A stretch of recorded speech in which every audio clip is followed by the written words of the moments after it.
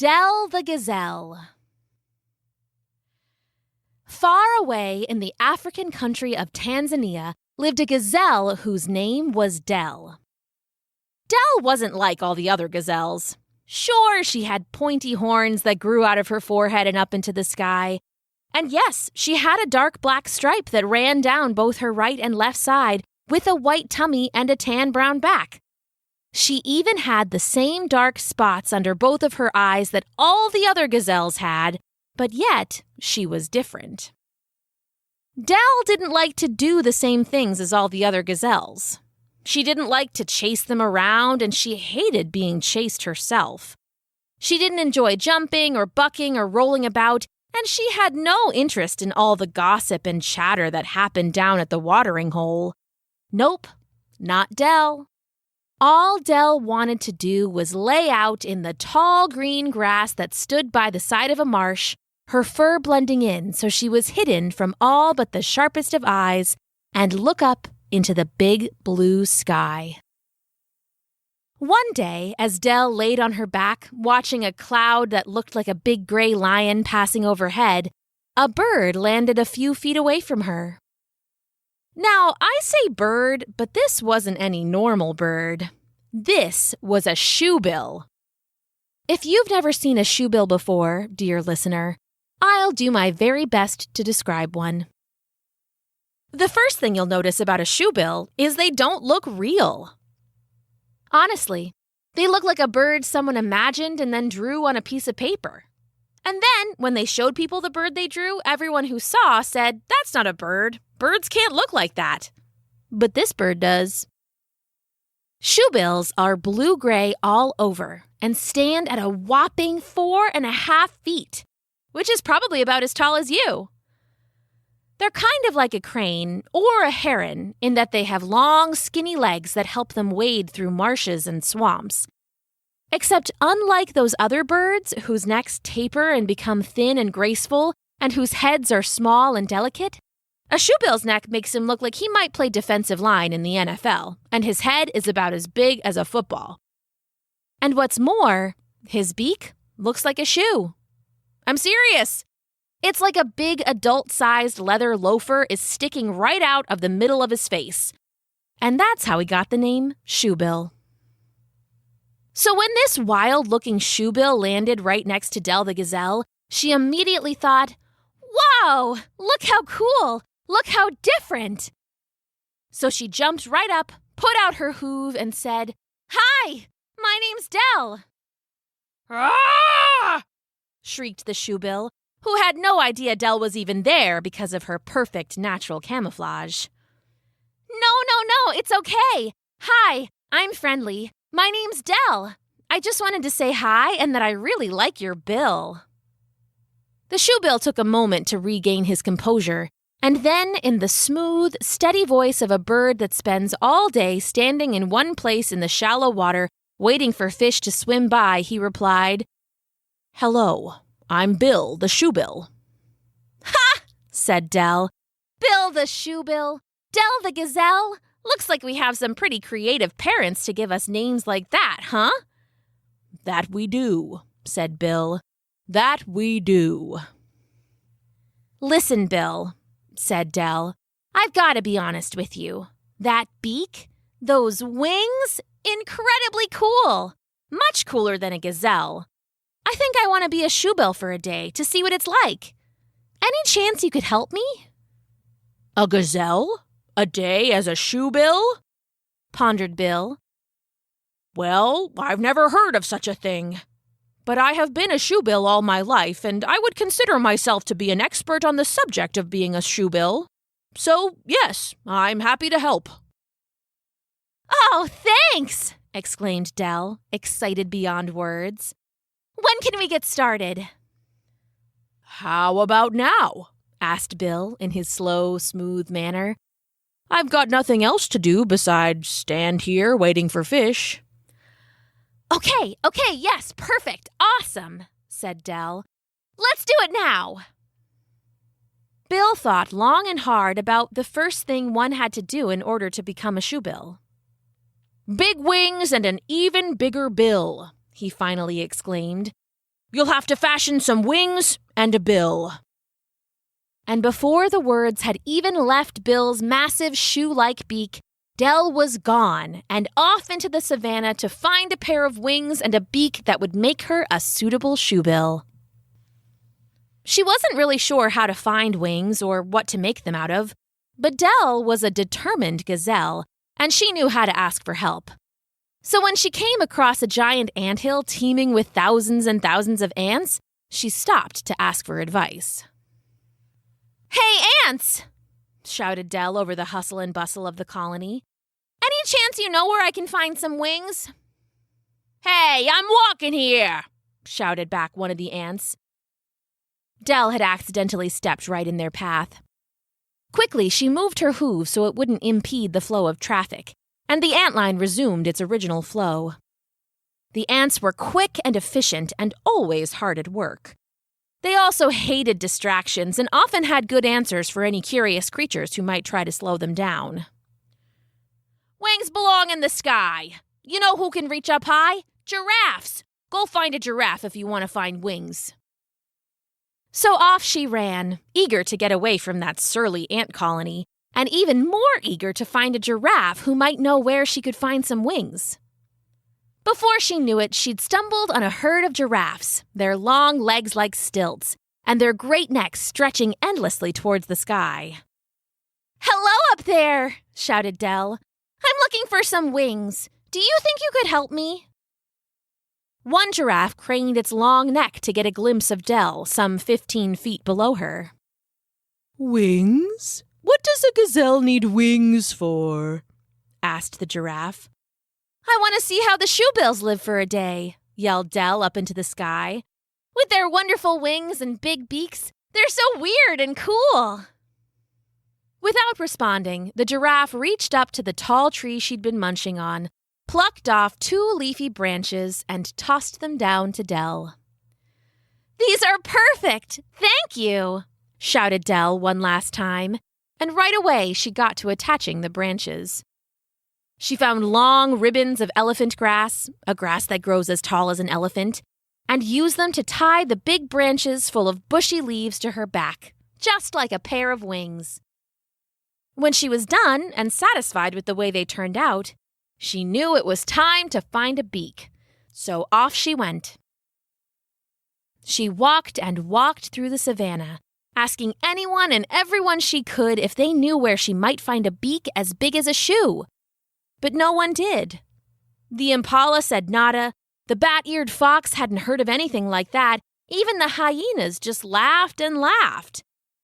She ran into a group of her old gazelle friends, too, who thought her new wings looked funny and asked when she would join them again to play their games. But she just kept walking and kept looking for the perfect shoebill beak. Eventually, she found a big river, and right on its edge was a hippo, half submerged under the water, who looked pretty friendly. "Hey, you don't happen to know where I could find a big beak to wear like the one a shoebill has, do you?" asked Dell. "A beak for you?" asked the hippo. "But you're a gazelle. You're already so cool. What do you need a beak for?" "Being a gazelle is boring. I do it all the time. Today I want to be something fun," said Dell, right back at the hippo. "Well, I don't know if I'd agree with you that being a gazelle is boring, but I do know where to find what you're looking for." And the hippo dove straight down into the murky depths of the water. Dell waited for a minute, then another minute. Soon she started to get very antsy. She hated waiting and wondered when the hippo would come back with her beak. Just as she was about to give up and walk off, a burst of bubbles came floating to the surface of the pond. And not too long after that, the hippo's big gray snout broke the surface of the water. And what was that she was holding in her mouth? It was a shoe! The hippo spit the shoe ashore, right next to where Dell stood, and explained proudly, "Yup, back about a few months ago, a safari tour boat came motoring down my river here. Well, I thought I'd have some fun with those funny-looking tourists, so I waited underwater until they were right next to me And then bam! I came up out of that water and practically onto the boat. You should have seen their faces. I scared them so bad that I literally scared the shoes off one of them. They just popped right off this one guy's feet and into the river. They've been sitting down there on the river floor ever since. This is perfect, Dell said, overjoyed at her luck that she stumbled across the one hippo in all of Tanzania maybe who could locate a perfect pair of shoes. Thank you, thank you, thank you! And she left to go back to the long grass at the edge of the marsh where she'd started her day. When she'd returned, she'd already tied the shoe to her face with some more elephant grass she'd found, and she'd made sure to perfectly manicure her tree branch wings so they were as realistic as possible. "Hi," she said, when she found Bill the shoebill, who hadn't moved an inch from the place where she'd left him in the marsh hours and hours ago. "Wow," said Bill. "I hardly recognize you. I'll be honest, for a gazelle, you look a lot like a shoebill. This is impressive. Very, very impressive indeed." "Oh, I'm so glad you like it, Bill. I worked really hard to find all the perfect things. And now that I look like a shoebill, I think it's time for my next lesson," Dell said, having fun pretending for a day. "What do I have to do, oh wise Bill, in order to act like a shoebill?" "Well," said Bill in his measured and methodical manner, "we wait." "We wait?" said Dell. "For what?" "For fish," said Bill. "We wait for fish." And he returned to his position, standing stark still in the shallow water, looking down and waiting for any fish that might pass by. Dell tried to stand there too, and at first it wasn't that hard. But after 10-15 minutes, she started to get restless. She didn't mind relaxing and watching the clouds float by, but she did not like to wait. That meant she had to focus and pay attention, while doing nothing. And that was boring. Is this what shoebills did all day? This was even worse than being a gazelle. After 30 minutes of waiting, she was starting to get really worried.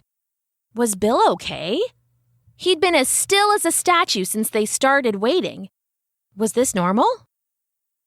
"Hey, Bill," whispered Dell. "How much longer do we wait?" "We just started," whispered back Bill without moving a muscle. "Catching a fish requires much patience." "Oh, no," thought Dell. "This is not good. I did not expect this. Oh, no. Oh, shoot. What do I do? How do I get out of this without being rude?" As she thought, a strange thing started to happen. Her heart started to race. It was almost like she could hear it, a steady dub-dub, dub-dub, dub-dub, getting faster and faster and louder, and soon it started to feel like the ground was shaking. Wait a second. How could her heartbeat make the ground shake? What was going on? Suddenly, from a tall tree nearby, a baboon shouted the one word that can send the whole savannah into chaos. "Stampede!" Like a shot, Bill the shoebill flapped his massive wings and took to the air, where he circled above Dell. "Quick!" he shouted from above. "Wildebeest are stampeding! Flap your wings and get up here so you don't get trampled below." Dell flapped and flapped, but while her hand-fashioned wings looked great, they were not great for flying. "I can't! My wings aren't working!" shouted Dell. "You've got to get up here. The stampede is close," yelled Bill in his most urgent but still steady voice. But the more she flapped, the more the wings started to come undone, the elephant grass ties loosening from her back and the leaves falling off in big chunks on the ground. And the beak wasn't doing much better. Dell flapped and flailed and grunted and growled until her entire shoebill getup had come undone, and she was once again just a plain old, boring gazelle. By now, the entire savannah floor felt like an earthquake. Dust and debris were bouncing up off the earth with each rumble, making it harder and harder to see. They're right on top of you, yelled Bill, and for a second, Dell thought that this might be her fate.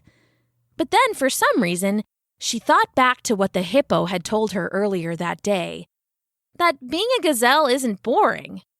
And she remembered the one really cool thing she'd always liked about being a gazelle. Gazelles can run. Like, really run. Like top 10 fastest animals on the planet run. They can run up to 60 miles per hour, which is about as fast as a car drives on the highway. Gazelles are fast. And boom, she was up like a strike of lightning, launching off her hind legs and away from the thrumming and drumming of the massive stampede bearing down on her.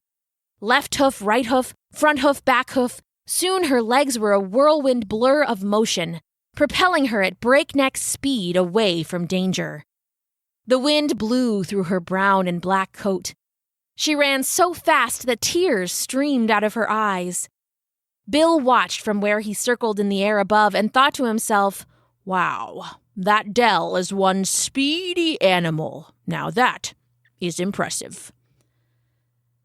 Dell was now almost a mile away from where she started. She was way out in front of the stampede, but from where Bill watched, he could see her keep on sprinting, with no sign of slowing down. And he heard off in the distance the faint sound of Dell's voice shouting, "I love running!" When the stampede had ended and the dust settled back down to the savannah floor, Bill found Dell a few miles away, panting at a small patch of water, taking breaks to slurp some up in between catching her breath. "I wish I could run like that," said Bill. "Yes, I can fly and I have this big old beak, but my legs only lumber slowly through the marshes. I'll never reach the kind of speed you did today in my whole life. So I was wondering, do you still want to be a shoebill today?" asked Bill, although he thought he already might know what her answer would be. "Well, Bill, it was fun to try," said Dell thoughtfully.